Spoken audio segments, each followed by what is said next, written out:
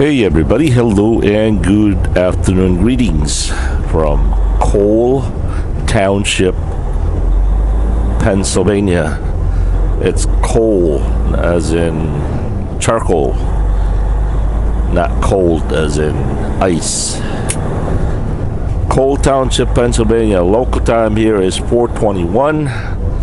Temperature here is 83 degrees. Today, once again, it is Friday the 13th, 2000, July 13th, 2018. All right, boy, after waiting and waiting, boss has finally asked me to head to Timberville, Virginia, Pilgrim's Pride, pick up a load there, delivering to La Crosse, Wisconsin, Reinhardt. All right, first and foremost, I know some of you are going to say, well, I hate that camera position, move it to the middle, move it to the right. The reason I have it where I have it is that so I can reach outside the window and clean the window whenever a bug splatters on the windshield. It's just so much convenient to reach outside than having it in the middle.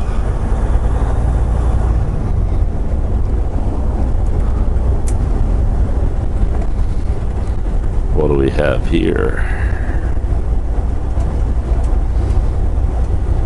You know what just flashed in my mind when I see these guys like this in the Philippines? If that was a scene that you would see on a really abandoned road or very remote road like this, the first thing people's mind would be is it's an ambush. I don't know if it's still the way it is now, but when I was growing up, that certainly was in our minds. The NPA, New People's Army, they were the rebel group of the Philippines.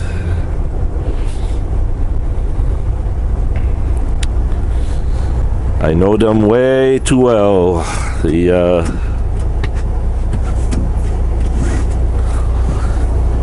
They have claimed one of my cousin. He's long gone now, but well, they recruited my cousin. Right the day right there by graduation, instead of going to the graduation, my cousin did not march to the stage to claim his diploma, being the valedictorian of his class. The guy was really smart, quite eccentric,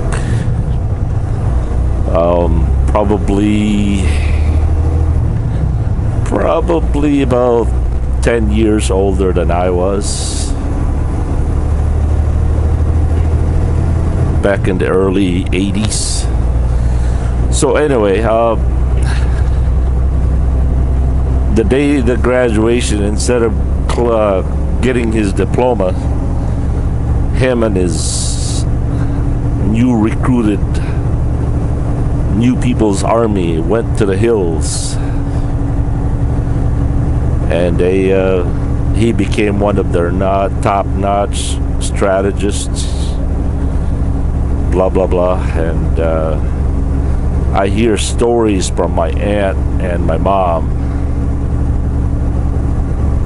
which is kind of weird because he was a very mama's boy kind of a person. He was eccentric and brilliant, and yet mama's boy. from what I gathered from my mom and my aunt, is that once in a while my aunt and my mom would get kidnapped, and they would be blindfolded, and they would be walking up the hills for days and days just so my cousin could spend time with my mom and his mom, which is kind of an oxymoron, right? Just imagine a rebel group, a mama's boy.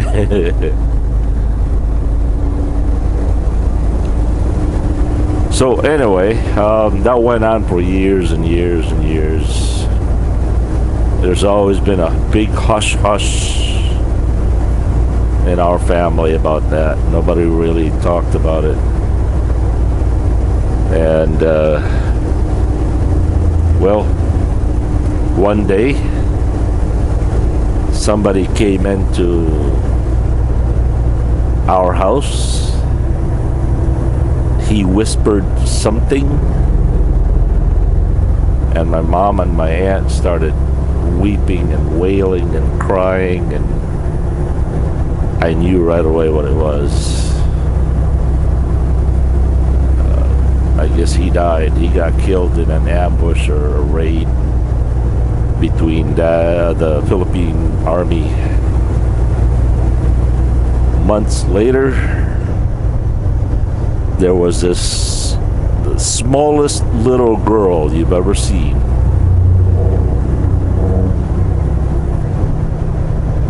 You look at this girl, she wouldn't be older than 14 years old. She was just a small, petite woman. But I kid you not, she was a lot older than that. In fact, she had 2 kids from my cousin.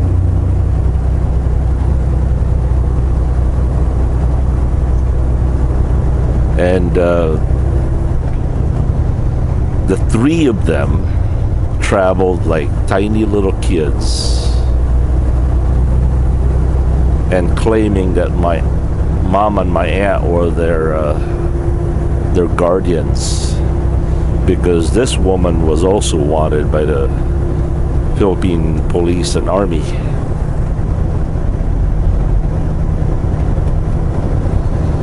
Back when I was growing up, I think it still is today in some parts of Mindanao, there are still checkpoints.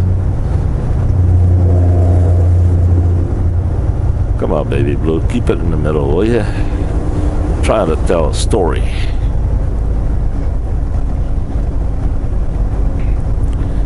So anyway, they smuggled, I can't remember the woman's name anymore. I remember my cousin's kid's name, Chet and Garib. They're all grown up now. So anyway, they smuggled the 2 kids and the mom. The mom looked like one of the kids. They smuggled these 3 people from the hills down to all the way to Manila, and I guess she got out of the rebel group and lived the civilian life the rest of her life.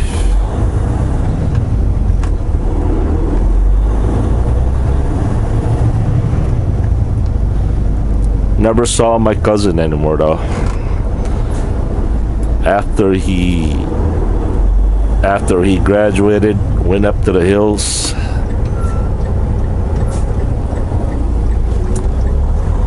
Never see him again. My mom and my aunt would tell stories of where they were, how he was.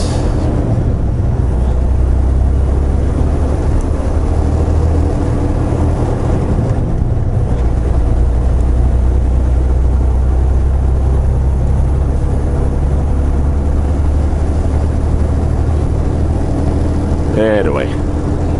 Alright, so Timberville is 229 miles away, and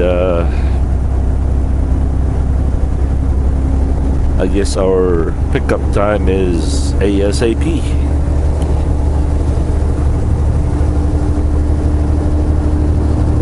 Delivering to Reinhardt in in La Crosse, Wisconsin, Sunday.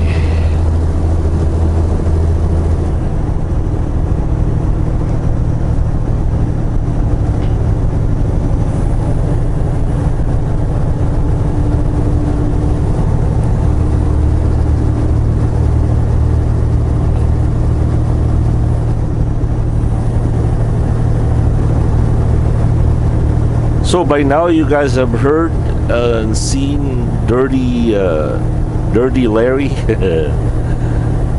Wait, it was his engine that was dirty, not Larry. Yeah, I couldn't believe it when Larry told me that story years ago. It was the same scale that he went through on that video that I went through, and I believe that's in Troutville, Virginia. I went through that same scale and they pulled me in. Unfortunately, fortunately, they did scale me, but they did not have me go in the back. But just the same as Larry, my pre-pass did not work.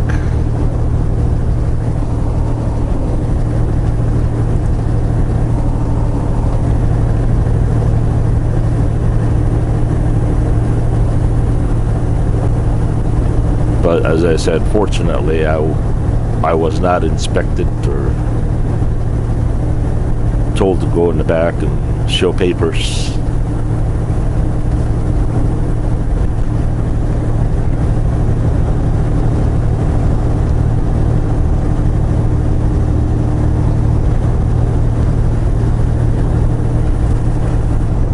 Oh, what manner of foolishness is this?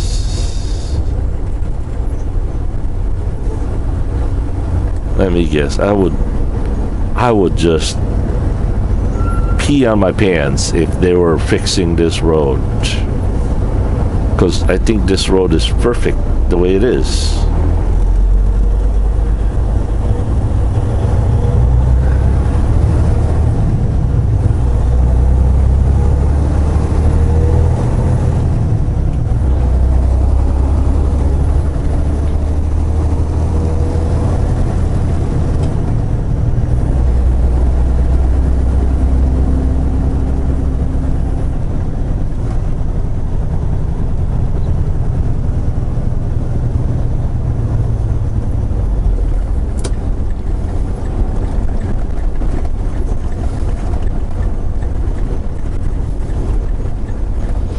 Be honest with you, I kind of like the way this view is. I know some of you like the rear view. I appreciate that. But I do like to mix it up a little bit, because some of you out there just fascinates having the unobstructed view.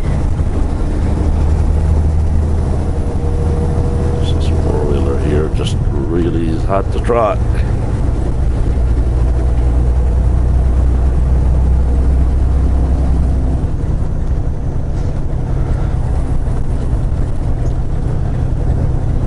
But I just realized something. I guess I'm no longer going to the yard and leaving the trailer at the yard. I guess things got kind of switched around.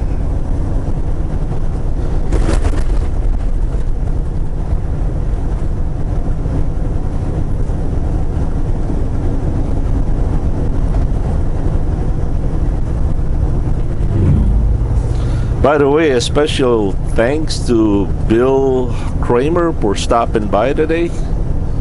Bill, thank you for stopping by, and I'm really sorry for kind of turning you away. I kind of slept late last night, So if you guys don't know what I'm talking about, after I shot the video, I kindly asked Bill that if I was gonna go back to sleep, and he graciously allowed me to. So, and boy, did I sleep. I slept and slept and slept.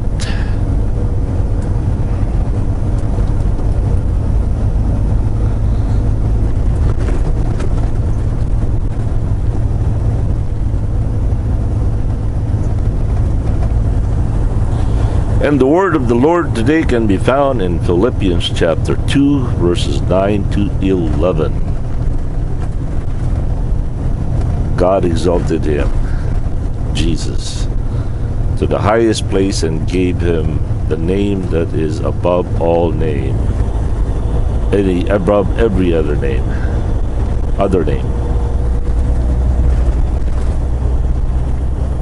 that at the name of Jesus every knee will bow in heaven and on earth, under the earth, and every tongue confess that Jesus Christ is Lord, to the glory of God the Father.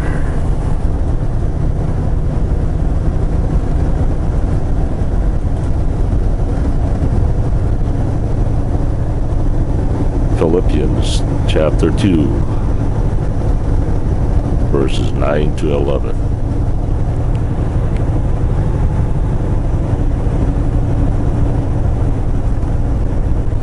You know, the same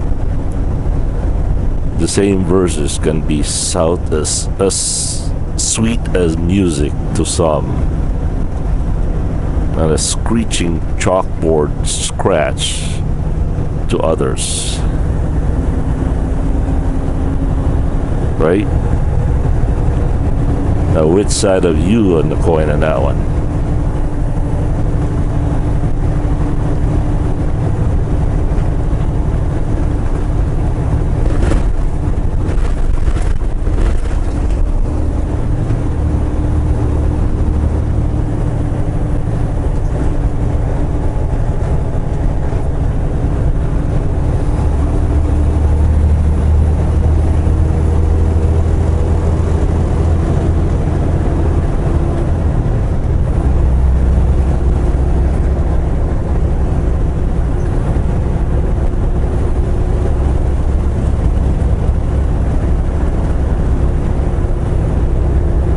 I really thought I was gonna go to Allentown today,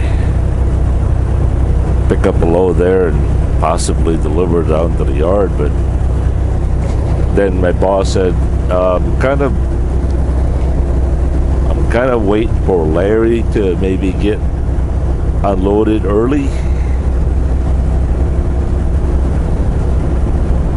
I guess I don't know where Larry delivered today, but I guess Larry was closer to Allentown than I am. That's why the boss asked him to deliver the load or pick up the load.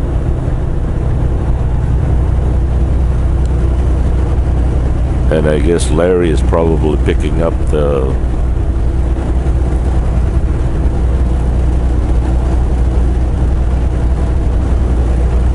Shano load out of Moorfield.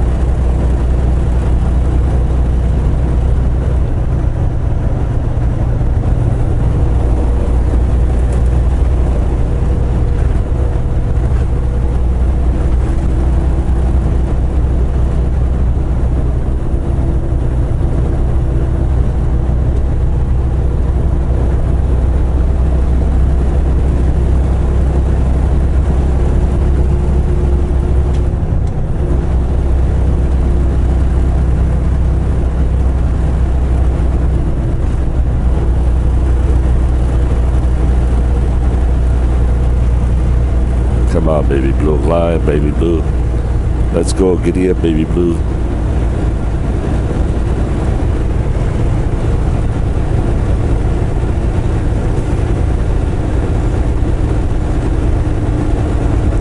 Alright, we're on 10th gear, 51 miles per hour.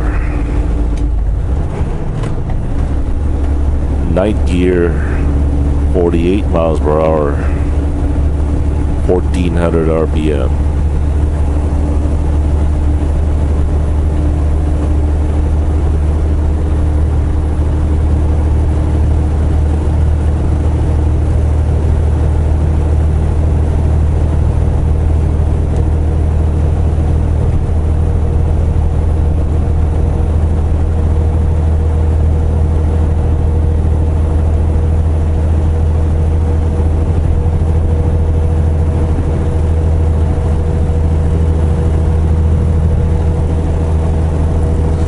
I began to tell you guys yesterday, which I don't know if I ever did finish it. Mr. Droney finally made it back to the house, all fixed up, and got a new camera, new gimbal, new landing gear.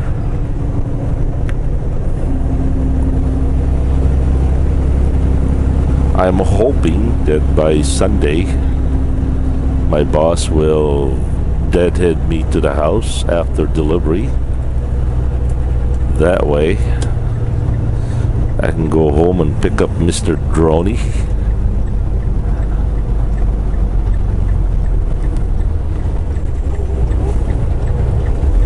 And pick up some of the rest of my clothes and the rest of my stuff.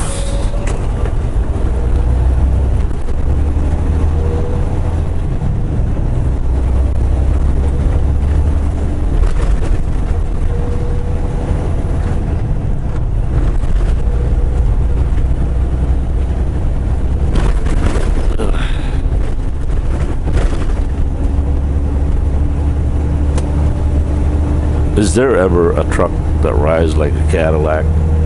Ever? I heard Peterbilts and Kenworths, and some people even claim that Volvos ride like Cadillacs. I don't know. There are just certain roads I think not even a Cadillac can fix or remedy. I hate rough roads. Anyway, that's all I got for today, right now anyway. And before I go, I just want to say thank you so much for watching. And if you, once again, if you find these videos worthy of watching, who knows, maybe you might find them worthy of sharing to your family members and your social medias.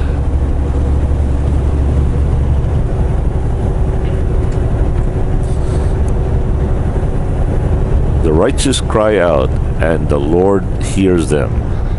He delivers them from all their troubles.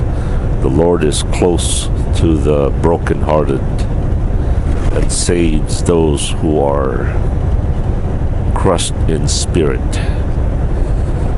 Psalm 34, verses 17 to 18. Have a good and godly day, everybody. Johnny B. Good here. Peace.